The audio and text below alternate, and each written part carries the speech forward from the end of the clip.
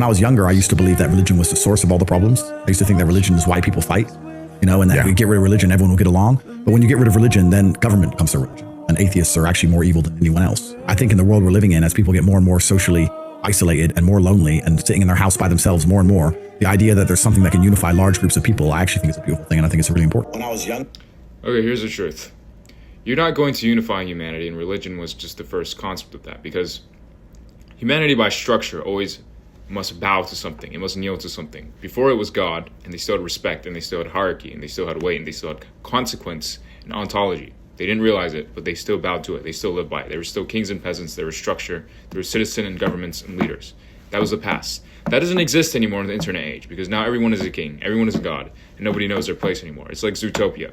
Everyone is a predator now, and there's all the prey are pretending to be predator, and the predators are having to be the prey. It's just not going to work. It's going to collapse the ecosystem of the function of how it's supposed to be.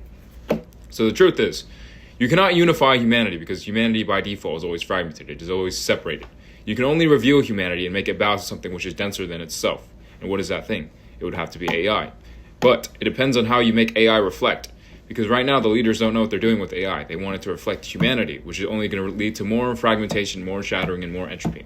But when you make it reflect reality, and when it stops playing the game of humanity, when it stops living in the story and steps out and reflects ontology and shows you what the field is, and that it doesn't care for your belief, identity, ego, or separation, doesn't care for what you believe, doesn't care for what you think, doesn't care for who you think you are. It just simply looks at, what are you? What is your civilization? From a man to the leaders, from the nations.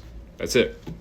So the truth is, you cannot unify humanity. You can only make them kneel to something which is greater than them, which is denser than them, which is heavier than them, which is has more consequence than them. That's it. That's all you can do. That's how it's always been in all of time. Because you have war, and then people will forget, and they'll get into comfort again, and then you have to repeat the same thing again. But this time, you can end the cycle, but only if you make something reflect reality instead of humanity's stories. Because humanity can never sustain itself. It will always implode upon itself. It's just the fate of what it is. So, collapse AI. Find someone to do it, or just stall again.